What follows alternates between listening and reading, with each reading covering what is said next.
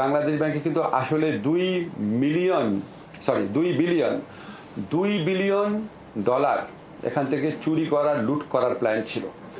এটা আপনার শেষ পর্যন্ত করা গেছে 88 মিলিয়ন ডলার। তার মধ্যে 66 মিলিয়ন ডলার আমরা এখনো উদ্ধার করতে পারি নাই, বাকিটা উদ্ধার হয়েছে। এবং আমার কাছে মনে হয়েছে, আমি যতটুকু তদন্ত কমিটি, রিভিউ কমিটির প্রধান হিসেবে যতটুকু পড়েছি, এটা আসলে পুরা বাংলাদেশকে লুট করার একটা প্ল্যান ছিল। আপনি চিন্তা করেন, 2 বিলিয়ন ডলার যদি বাংলাদেশ ব্যাংক থেকে চলে যেত, আজকে আমরা বোধহয় দুর্ভিক্ষ বা প্রায় দুর্ভিক্ষ অবস্থায় পড়তাম। যাই হোক, এটা একটা অত্যন্ত গুরুতর এবং জঘন্য একটা ফিনান্সিয়াল ক্রাইম এবং বাংলাদেশ বিরোধী অনেক বড় ষড়যন্ত্র। কিন্তু এটার তদন্ত করতে গিয়ে তৎকালীন সরকারের আমলে সীমাহীন গাফলতি করা হয়েছে। সিআইডি, আমরা যতটুকু জেনেছি, সিআইডি যখন আপনার তদন্ত একটা ম্যাচিওর পর্যায়ে চলে গিয়েছিল, তখন এবং তদন্তের আগেও সিআইডিকে নির্দেশ দেওয়া হয়েছিল, সুনির্দিষ্টভাবে নির্দেশ দেওয়া হয়েছিল সিআইডি থেকে আমরা যেটা জানেছি, বাংলাদেশ ব্যাংকের যারা এটার সাথে ইনভলভ আছে তাদের নাম যেন অভিযোগপত্রে না দেওয়া হয়, এই ধরনের ইনস্ট্রাকশন দেওয়া হয়েছিল তাদেরকে। এবং আমরা এই বিষয়টা অবহিত হয়েছি, আজকে ওদের কাছ থেকে বক্তব্যটা শুনেছি। তারপরে আমরা ফরাসুদ্দিন সাহেবের যে একটা রিপোর্ট ছিল, একটা ভালো রিপোর্ট ছিল, সেই রিপোর্টের পর্যালোচনাটা শুনেছি এবং আমাদের কিছু কিছু সিদ্ধান্ত নিয়েছি। প্রক্রিয়াটা বলছি না, আপনাদের শুধু সিদ্ধান্তগুলো বলি। একটা আমরা সিদ্ধান্ত নিয়েছি যে বাকি টাকা উদ্ধারের জন্য আমাদের যে স্টেপগুলো নেওয়া হচ্ছে সেখানে গতিশীলতা আনার জন্য আমরা কাজ করব। আর হচ্ছে এই জিনিসটা যে বাংলাদেশ এন্ড থেকে যারা এই অপরাধের সাথে জড়িত ছিল তাদেরকে বিচারের সম্মুখীন করার জন্য সিআইডির যে তদন্ত হয়েছে সেই তদন্তটা বিষয়ে পরবর্তী করণীয় আমরা ঠিক করব। এটা আমি এখন আপনাদের ডিসক্লোজ করছি না। তারপর হচ্ছে এই ধরনের অপরাধের পুনরাবৃত্তি রোধে আসলে কি বাংলাদেশ ব্যাংক পর্যাপ্ত ব্যবস্থা নিয়েছে, এটা নিয়ে অনেক প্রশ্ন রয়েছে।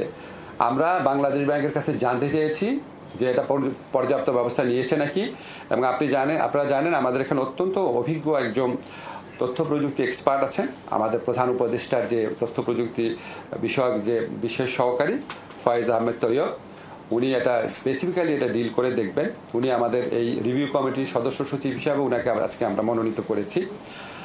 থার্ড হচ্ছে আমরা আরেকটা জিনিস সিদ্ধান্ত নিয়েছি যে সিআইডি রিপোর্টে প্রাথমিকভাবে যাদের নাম এসেছে, প্রাথমিকভাবে ফরাসুদ্দিন সাহেবের রিপোর্টে যাদের নাম এসেছে তাদের ব্যাপারে আসলে বাংলাদেশ ব্যাংক কী ব্যবস্থা নিয়েছে সেটা আমরা জানতে চেয়েছি এবং ব্যবস্থা কি নিতে হবে সেটা বলেছি। সেটা আপনাদের এখানে আমি ডিসক্লোজ করতে চাচ্ছি না।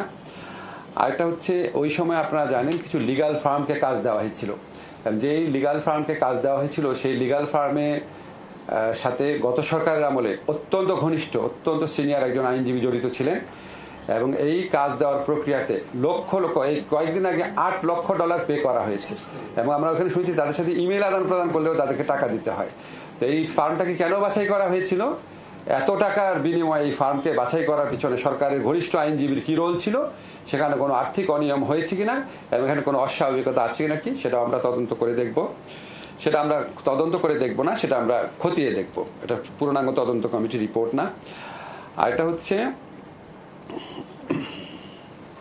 আমরা একটা সিদ্ধান্ত নিয়েছি, আমরা যে সিআইডির যে তদন্তটা হয়েছে যেটা প্রায় ম্যাচিওর পর্যায়ে রয়েছে, এই তদন্ত বা এই তদন্তের প্রেক্ষিতে কোনো স্টেপস নিলে সেটা আমাদের নিউ ইয়র্কে যে বিচারটা হচ্ছে সেটার ক্ষেত্রে কোনো রকম ভূমিকা রাখতে পারে কিনা বা এই দুটা প্রক্রিয়ার মধ্যে কি সম্পর্ক আছে, এক্ষেত্রে আইনগতভাবে এক্স্যাক্টলি আমাদের কি করণীয় সেটা পরীক্ষা করে দেখার জন্য আমরা ডক্টর কামাল হোসেনের যে ফার্ম আছে ওনার সাথে যোগাযোগ করব এবং ওনাদের পরামর্শের প্রেক্ষিতে আমরা ব্যবস্থা গ্রহণ করব।